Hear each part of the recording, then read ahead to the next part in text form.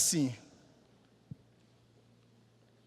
Livro do profeta Jonas, capítulo número 3.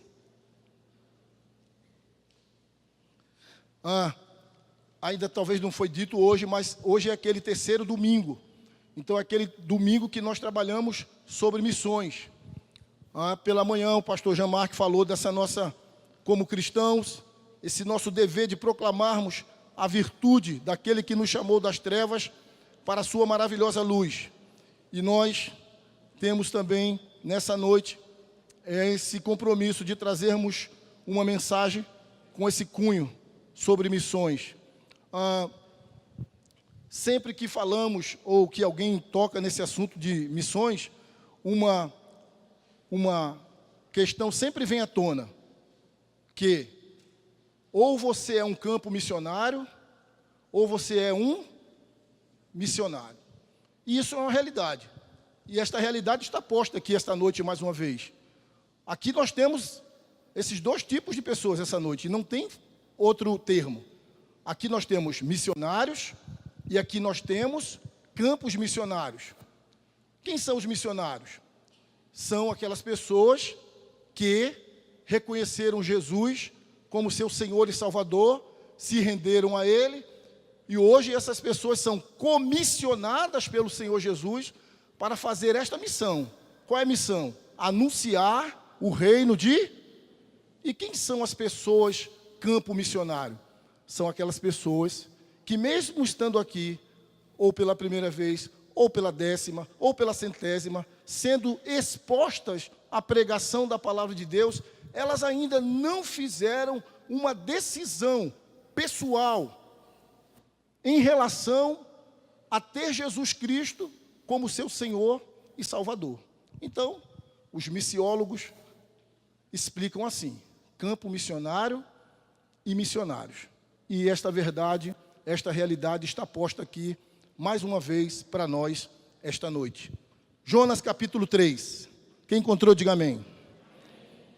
Veio a palavra do Senhor, segunda vez a Jonas, dizendo: dispõe-te, vai à grande cidade de Nínive e proclama contra ela a mensagem que eu te digo. Levantou-se, pois, Jonas e foi a Nínive, segundo a palavra do Senhor. Ora, Nínive era cidade muito importante diante de Deus, e de 3 dias para percorrê-la. Começou Jonas a percorrer a cidade, caminho de um dia, e pregava, e dizia, vamos ler todo mundo juntos agora: ainda 40 dias e Nínive será... Repetir essa parte, por favor. Ainda 40 dias e Nínive... Só as mulheres, por favor, só essa parte.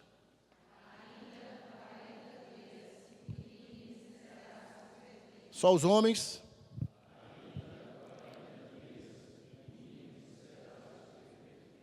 Queridos, esse livro de Jonas, composto de apenas 4 capítulos, tem como foco principal o Senhor Deus.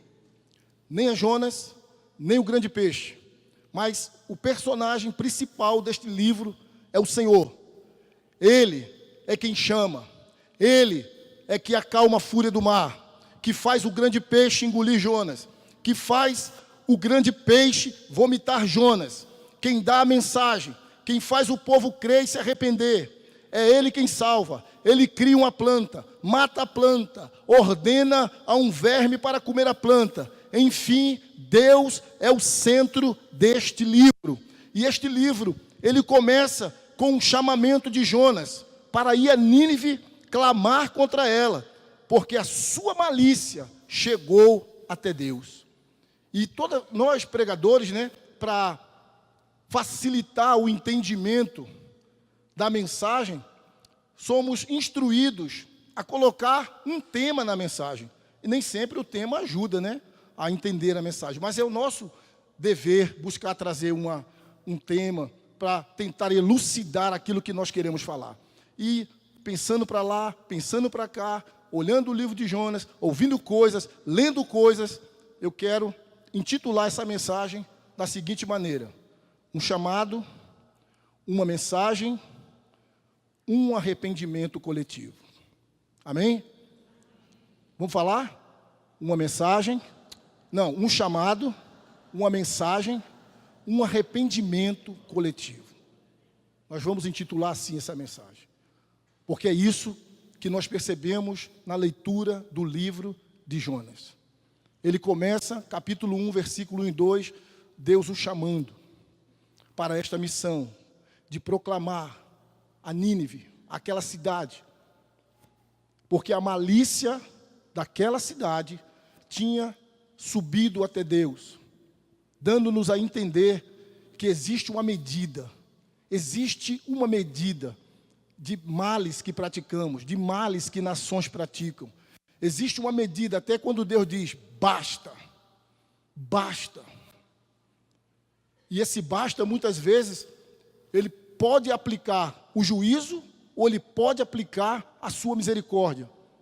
Mas Jonas, ao ouvir esse chamado de Deus, ele toma uma atitude que provavelmente muitos de nós aqui já tomamos também, ao ouvir um chamado de Deus para uma determinada missão, para uma determinada obra da parte de Deus, a gente se esquiva, reluta, não vai, e assim acontece com Jonas. Deus o chama para Nínive e Jonas vai para Tarsis. Ele foge. E o restante da história do capítulo 1 você conhece, e é por causa disso que esse livro ficou famoso, porque Jonas foge, porque Jonas é engolido por um grande peixe, e até as criancinhas conhecem a história do Jonas, do grande peixe, da baleia. E o capítulo 2 traz essa oração de Jonas dentro do ventre do peixe, e Deus então faz com que esse peixe vomite, coloque Jonas para fora. E então nós chegamos no capítulo 3, onde pela segunda vez, Deus, não desistindo do chamamento de Jonas, se dirige novamente a ele, versículo 1. Veio a palavra do Senhor, segunda vez, a Jonas, dizendo, dispõe-te, vai à grande cidade de Nínive e proclama contra ela a mensagem que eu te digo. Dessa vez, Jonas, ainda que relutante, ainda que sem aquele prazer absoluto, obedece. Levantou-se, pois, Jonas e foi a Nínive, segundo a palavra do Senhor. Ora, Nínive era cidade muito importante diante de Deus, e de 3 dias para percorrê-la. Então agora, o Senhor vai entregar a Jonas a mensagem que era para ele dizer. Versículo 4. Começou Jonas a percorrer a cidade, caminho de um dia, e pregava uma mensagem, na nossa tradução, de apenas 6 palavras. Essa foi a mensagem que Jonas, de maneira relutante, levou para a cidade de Nínive, obedecendo assim o chamado de Deus. E as palavras da mensagem eram as seguintes palavras: ainda 40 dias e Nínive será subvertida. Deixa eu tentar dizer aqui o porquê de Jonas ser relutante em levar a mensagem àquele povo. Jonas, ele era um nacionalista, um hebraísta, um homem muito ligado, apaixonado pelo seu povo. E de maneira equivocada, entendia que a proclamação da palavra, ou a conversão das pessoas, eram só para os hebreus, só para os judeus. De maneira equivocada ele pensava isso. Esse era o motivo. Por que equivocada?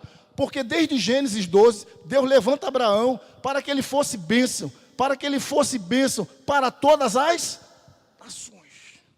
E em todo o Antigo Testamento você vai ver pessoas de outras nações, pessoas que adoravam deuses pagãos, se rendendo ao Senhor. Porque Deus quer que todos os povos, de todas as línguas, de todas as raças, de todas as nações, prestem a Ele adoração, como o único Senhor, como o único soberano, como o único todo-poderoso. Portanto, era a missão de Jonas anunciar também a esses povos. Mas ele tinha essa questão exclusivista.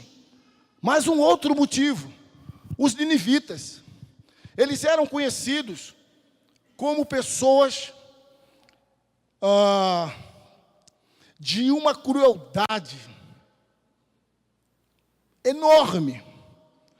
Os adversários de guerra dos ninivitas, quando eles pegavam esses adversários, esses presos de guerra, eles cortavam as mãos, eles arrancavam as línguas dos seus adversários de guerra com a mão. Então os ninivitas, eles eram conhecidos como pessoas extremamente cruéis. Eram inimigos das nações, era inimigo inclusive de Israel. E Jonas, conforme está escrito no capítulo 4, sabia que se aquele povo se arrependesse, Deus perdoaria. E Deus traria salvação na vida daqueles homens horríveis.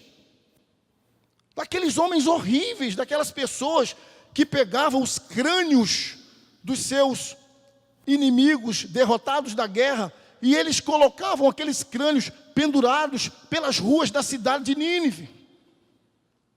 E Jonas não admitia que tais pessoas tão cruéis tivessem a oportunidade de se arrepender, de crer e de receber salvação, igualzinho a mim e a muitos que estão aqui, que diante de muitas reportagens da televisão, percebemos ali um terrorista, um pedófilo, um estuprador, um corrupto, um extorsionário, uma pessoa do mal. E muitas vezes o que nós queremos para essas pessoas é que um raio caia na cabeça dela e que ela seja fulminada e que ela vá para o inferno, porque tais pessoas não podem jamais entrar no céu. Mas essa muitas vezes é a minha visão e a sua visão. Essa não é a visão do Deus da graça, do Deus da misericórdia, porque para esse Deus, qualquer pessoa, qualquer cidadão, Hitler, Fernandinho Beiramar e os piores que você pensar, podem chegar no céu através de Jesus de Nazaré. E Jonas não admitia isso. Forte, né? Hitler também é demais, pastor. Fernandinho Beiramar. Nós cantamos uma música aqui que diz que os planos de Deus, eles não podem ser frustrados. Eles se cumprem. E era plano de Deus salvar os ninivitas. Gostasse disso Jonas ou não, quisesse Jonas ou não. E o plano de Deus passava pela vida de Jonas. E querendo ou não, Jonas foi. Agora você imagina Jonas,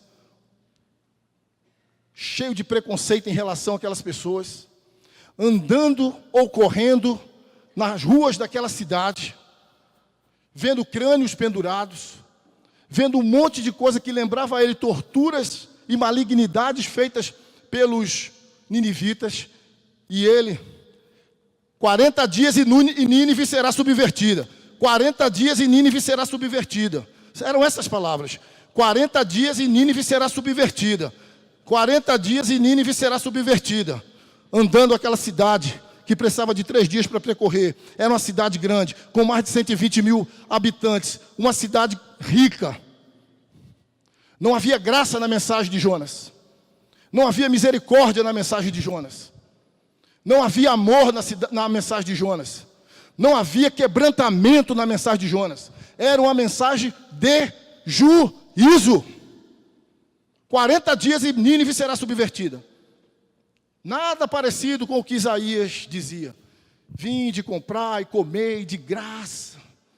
Nada de tantos apelos. Jonas prega para uma nação que não era do seu povo, mandado por Deus, chamado por Deus, sem nenhuma graça, sem nenhum quebrantamento, relutante, e diante de uma pregação assim, vazia de graça por parte do pregador, vazia de amor ou de quebrantamento por parte do pregador, o maior avivamento já ocorrido em toda a história acontece naquele momento. Você pode dizer amém? Isso ensina para mim e para você que esta mensagem é maior do que qualquer mensageiro. Essa mensagem é maior do que qualquer mensageiro. E essa mensagem, desprovida de amor, desprovida de misericórdia, desprovida de graça, alcança o coração daqueles terríveis, execráveis, malignos, dignos do inferno, ninivitas. E o que acontece quando a palavra de Deus alcança o coração de um ser humano? Quando o ser humano ele é alcançado por aquilo que chamamos de vocação eficaz. Quando o Espírito Santo vai lá dentro e diz, agora você vem. E não tem como nenhum ser humano resistir. Vem e vem mesmo. Você pode dizer amém? O que aquela mensagem produziu? 40 dias e Nínive será subvertida. 40 dias e Nínive será subvertida. É uma pregação completamente diferente do que você que vem aqui todo domingo escuta. Do que você que esteve aqui no dia 2 de setembro, pela cerimônia fúnebre do nosso irmão Alexandre Cortez. E em 10 minutos, Deus deu uma graça tão maravilhosa na vida do irmão Arthur, e trouxe uma mensagem aqui, que até quem já era convertido, também se arrependeu de novo. Essa mensagem de Jonas não era nada parecido com o que a gente ouve aqui. Pregação com graça, pregação com quebrantamento, pregação que insiste com você, entrega a sua vida, entrega a sua vida. E Jesus vai dizer, lá em Mateus 12, 40, 41, que os ninivitas, eles se levantarão no dia do juízo,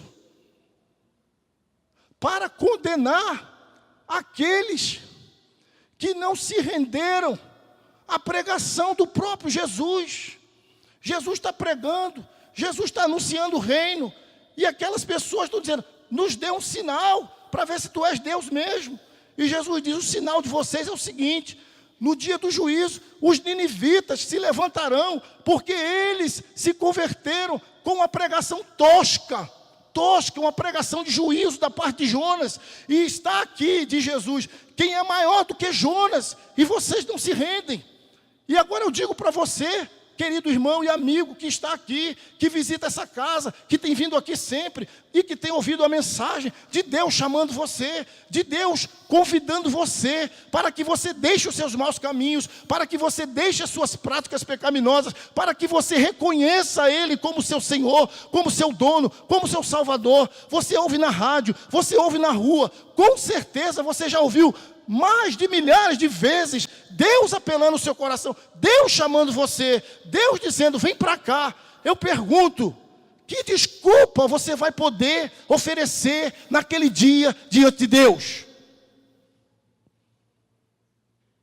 Portanto, essa mensagem é para você, missionário, que muitas vezes tem se esquivado do seu chamado, tem enterrado o seu chamado, tem colocado 1001 situações para enganar e fugir do seu chamado. E você precisa desenterrar, você precisa abrir seus olhos, você precisa confiar no Deus que chama, porque o Deus que chama é o Deus que capacita, é o Deus que condiciona, é o Deus que garante. Portanto, você confie em Deus e atenda o chamado de Deus, antes que Ele envie um peixe para engolir você. Ou será que Deus terá que providenciar um peixe para que você possa ouvir o chamado? Campo missionário.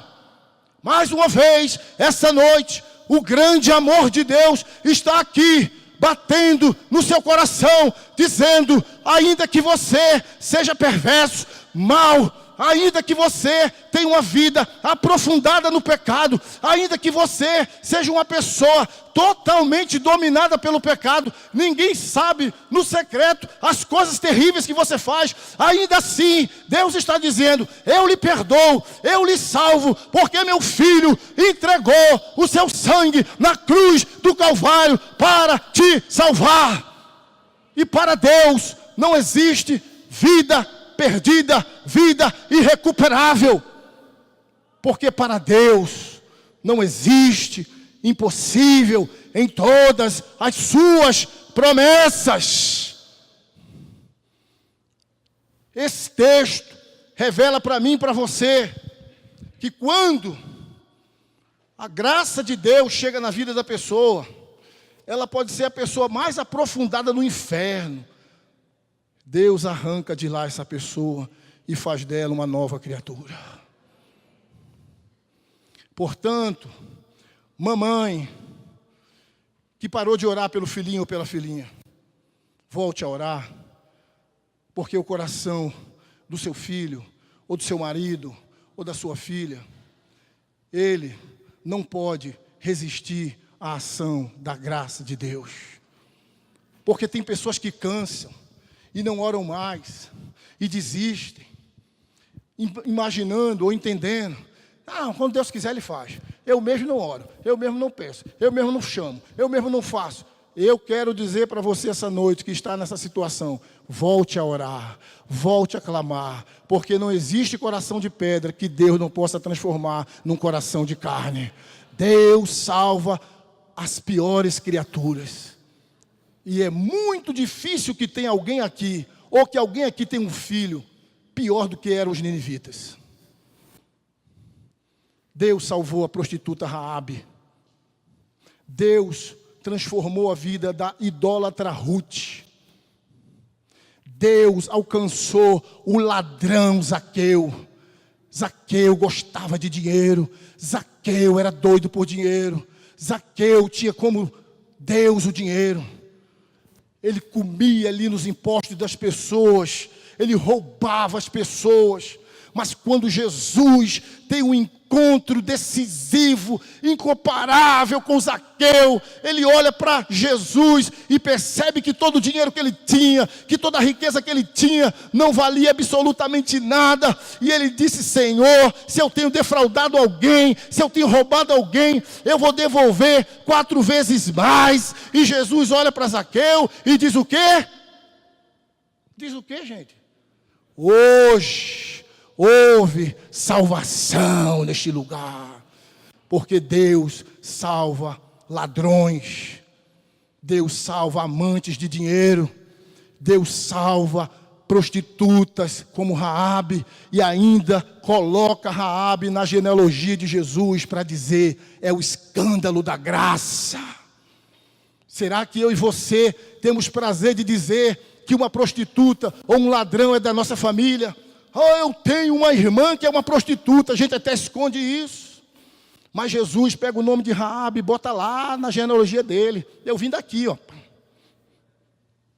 para dizer assim: é a graça. E para mim, não tem caso perdido. Eu alcanço quem eu quero, como eu quero, porque eu sou o Deus soberano. É aos ninivitas, Jonas. Aos ninivitas, Jonas. Aos ninivitas. E ele vai relutante, correndo. Eu acredito que ele ia chorando, com raiva, igual criança ruim, que quer que o pai faça a vontade dela, ela começa a chorar, bater o pé, e ele ia, ainda 40 dias, e Nínive será subvertida. Como essa mensagem chegou a todos os ninivitas? Como chegou? Não sei. Mas eles ouviram, e um começou a passar para o outro, e começou o burburinho, e aquela mensagem foi suficiente para cair no coração daquelas pessoas e trazer o quê? Arrependimento. Os caras eram muito mal, cortava a mão, arrancava a língua, furava o olho, torava no meio.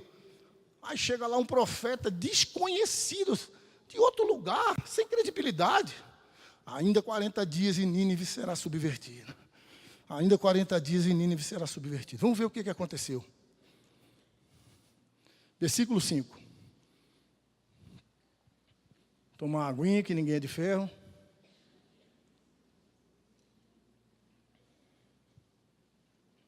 Pode ler o versículo 5, a igreja todos juntos?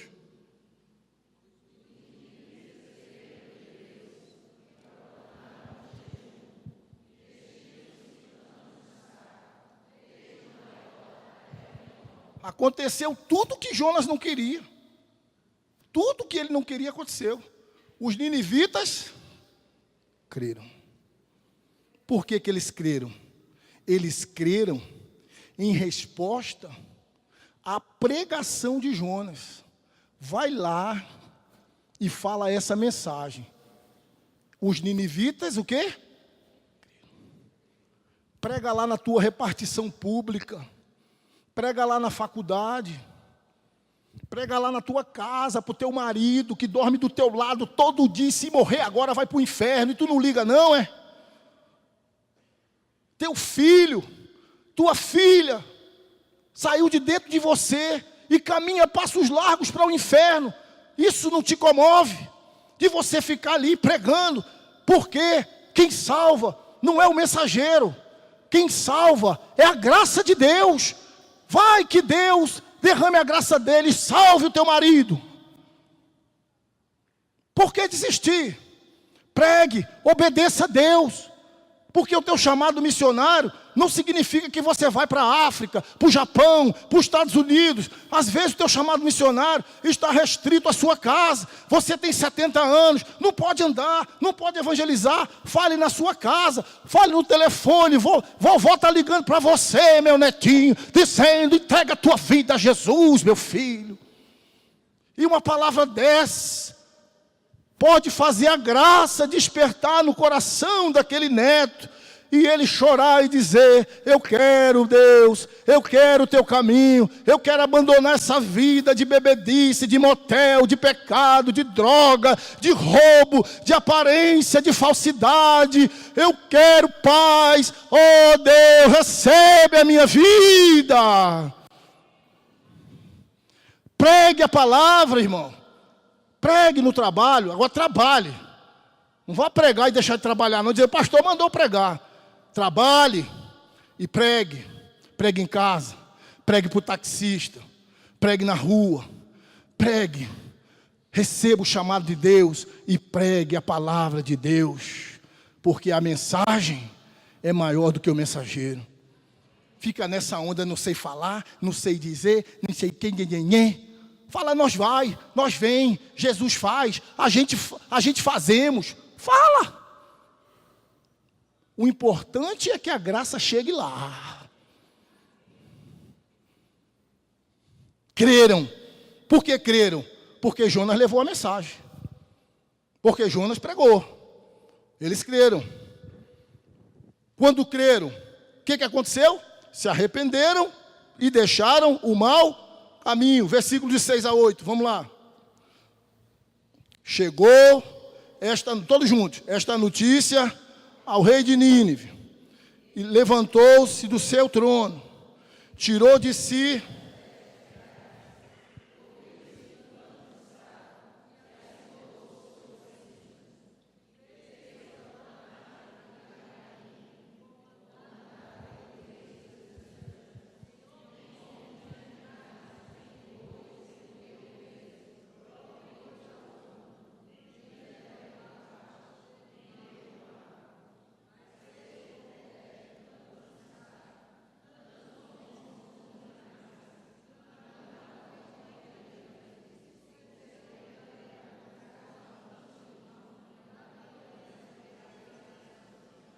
Amém? Então eles creram, e essa palavra, essa mensagem gerou no coração deles arrependimento. Mas não foi um remorso, foi um arrependimento. Começou na plebe, no povo, alcançou o rei deu uma ordem: vamos nos humilhar, vamos nos vestir de pano de saco, vamos jejuar, vamos abandonar as coisas erradas, vamos clamar, vamos nos converter. O arrependimento, ele precisa vir com atitudes concretas. Ah, me arrependi, faz de novo, faz de novo, faz de novo. Ele está dizendo assim, nós nos arrependemos por essas maldades todas que nós fizemos. Vamos nos humilhar, vestir de pano de saco, jejuar 3 dias e abandonar os nossos maus caminhos. O que aconteceu ali? Aconteceu conversão. Mudaram de direção, mudaram de caminho, mudaram a mente, metanoia, mudaram a atitude, a postura, o coração foi transformado, porque eles creram. Olha, tá olhando para o coração foi transformado e eles mudaram, saíram do mau caminho para agora temer só ao Senhor. Versículo 9 e 10. Em decorrência do seu arrependimento, do abandono dos seus maus caminhos, eles foram livres do juízo de Deus. 9 e 10 diz assim, vamos juntos? Quem sabe se voltará a Deus e se arrependerá e se apartará do furor da sua ira, de sorte que não pereçamos. Viu Deus o que fizeram, como se converteram do seu mau caminho, e Deus se arrependeu do mal que tinha dito lhes faria, e não o fez. Eu sei que nesse momento muitas perguntas, aliás, em coração de muita gente vai nascer uma pergunta. E Deus se arrepende? Não. Esse já era o plano de Deus desde o início. Isso é o que se chama de uma linguagem antropomórfica, de dar a Deus sentimentos humanos, para que nós possamos entender. Deus chorou, Deus se arrependeu, os olhos de Deus, nas mãos de Deus. Nós sabemos que Deus é Espírito.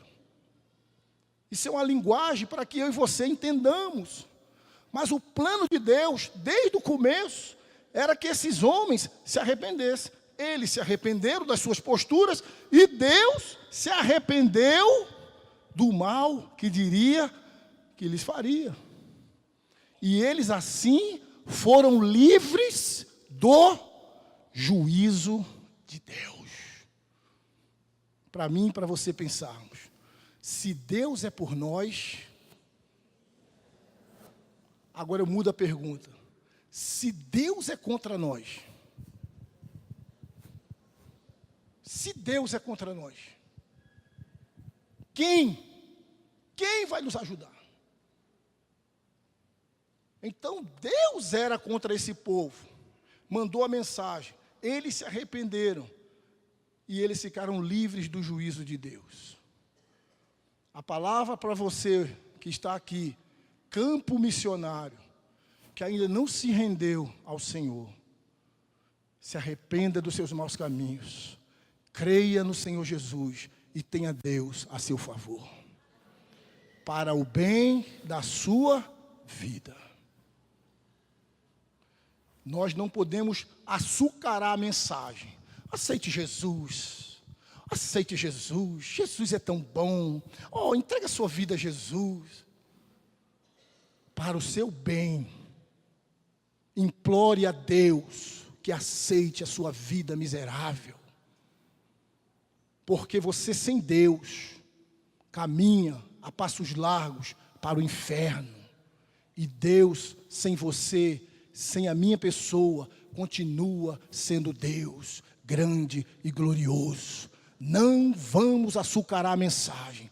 Entrega, pecador, a tua vida a Deus. Para o bem da sua própria vida. Eu termino dizendo, irmãos, que a vocação da igreja é absolutamente missionária. A igreja que não faz missões, a igreja que não evangeliza, ela precisa ser evangelizada. Ela perdeu o foco. Nós vivemos para a glória de Deus, nós vivemos para adorar a Deus, mas a vocação da igreja é do reino de Deus. Em Atos está escrito, eu te constituí para a luz dos gentios, a fim de que sejas para a salvação até aos confins da terra. Essa missão foi entregue somente à igreja. É a igreja que tem que anunciar, é a igreja que tem que proclamar, é a igreja que tem que dizer que só há salvação em Jesus de Nazaré. Quero olhar para cá, porque eu sei que essa mensagem vai para o mundo todo, e dizer a você, corrupto, bandido, pedófilo, terrorista, adúltero, idólatra, pior que seja a sua espécie, rejeitado pela sua mãe, rejeitado pela sua família, rejeitado pela sociedade, em Deus a salvação para a sua vida. Em Deus a salvação. Arrepende-te, creia no Senhor Jesus, saia dos seus maus caminhos e tenha vida eterna em Jesus. Isso é para quem vai ver pelo mundo, isso é para nós também. Arrepender e crer no Evangelho. Eu termino com algumas perguntas. Primeiro, para você, missionário. Você tem obedecido o seu chamado missionário? Ou tem desobedecido, como Jonas fez no princípio? Você tem obedecido o chamado de Deus, de pregar, de proclamar? Uns sabem que tem o chamado para deixar tudo ir. Outros, basta atravessar a rua, basta falar no trabalho, basta falar em casa. Mas todos têm que falar da mensagem de Jesus que salva o perdido, o pecador. Segundo lugar, você, campo missionário, você quer se arrepender hoje, e a exemplo dos ninivitas, abandonar seus maus caminhos e ficar livre do juízo de Deus? Porque nós só temos o hoje. Eu vou pensar, amanhã, como diz o cântico, pode ser muito tarde. Hoje, você quer se arrepender dos seus maus caminhos, a exemplo dos ninivitas, e render-se ao Senhor e conhecer uma nova vida, debaixo da graça, debaixo do perdão de Deus e longe do juízo de Deus? Uma terceira pergunta. Você que tinha desistido de orar pela salvação de uma pessoa, filho, marido, vizinho, patrão, empregado, irmão, você quer recomeçar, sabendo que para Deus não existe pessoa difícil demais, ou coração duro demais, porque para Deus nada é impossível.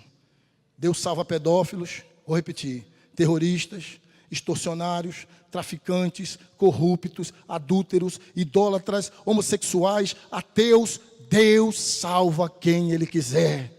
Jesus reverteu a situação da prostituta Raabe. Jesus reverteu a situação da idólatra Ruth. Jesus reverteu a situação do ladrão Zaqueu. Jesus reverteu a situação do terrível coletor de impostos Mateus. Jesus reverteu a situação de Maria Madalena. E Ele, que está vivo hoje e pelos séculos dos séculos, pode reverter a situação de quem Ele quiser, porque Ele é Deus soberano, todo-poderoso, e ninguém pode resistir ao seu chamado. Ninguém. Vamos ficar de pé, irmãos. Tomar